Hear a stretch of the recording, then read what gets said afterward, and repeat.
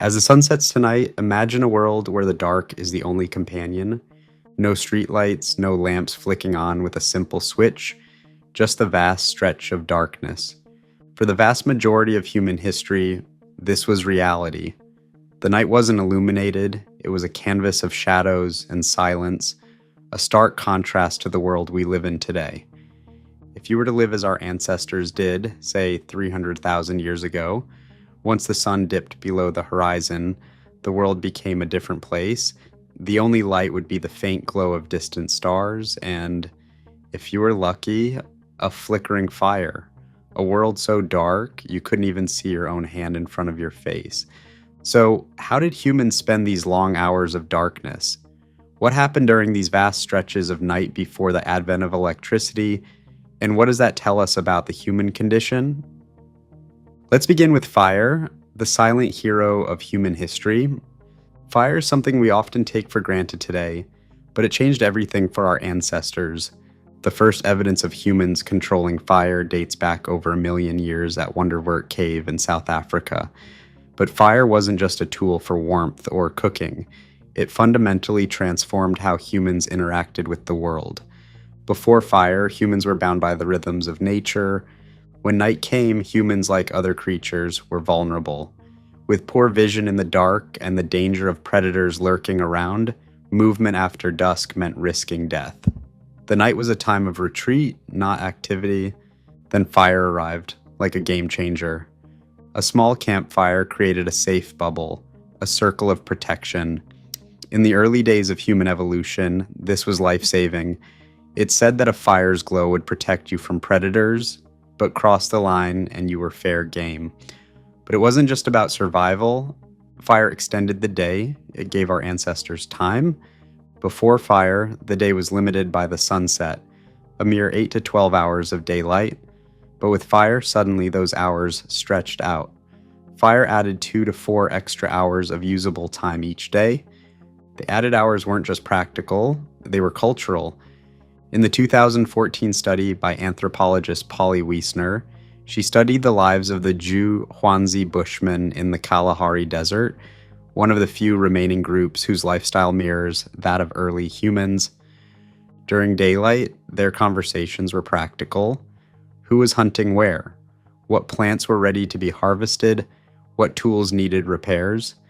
But at night, gathered around the fire, the conversation shifted. They became stories. Around the fire, 81% of conversations were about stories, myths, and legends, about faraway places and people, about the origins of the world. Wiesner suggested that it was around the fire where human culture was born. The campfire was the first theater, the first school, and the first gathering place for community bonding.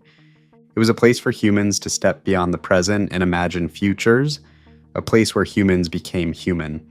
But the fire didn't just change what we did at night, it changed how we slept. You see, humans didn't always sleep the way we do today. In fact, the sleep patterns of ancient humans were vastly different. Before the Industrial Revolution, people slept in 2 phases. They would go to bed shortly after sunset, sleep for about 4 hours, then wake up in the middle of the night. During this wakeful period, people didn't simply toss and turn. They thought, reflected, visited neighbors, even interpreted their dreams.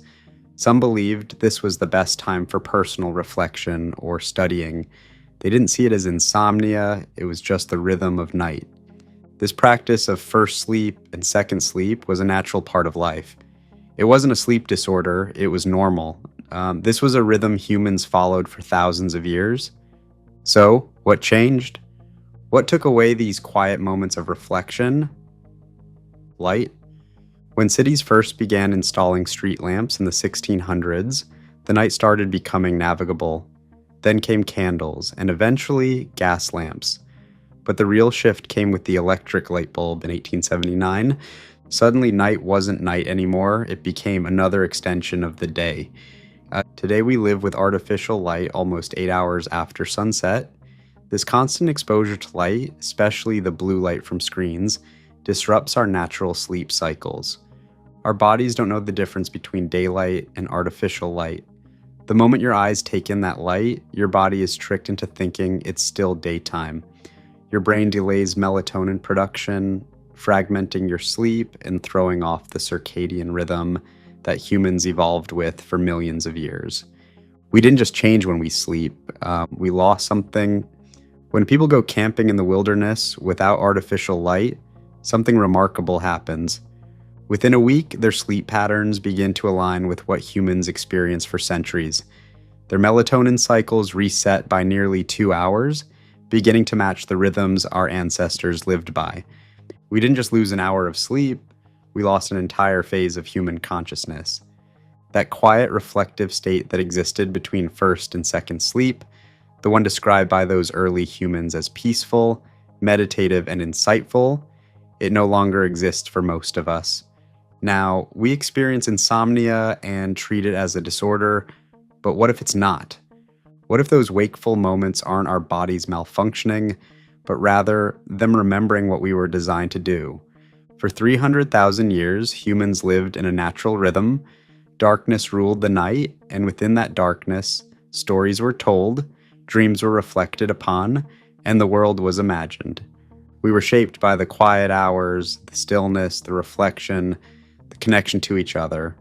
We gave that all up when we turned on the lights, and we hardly ever look back.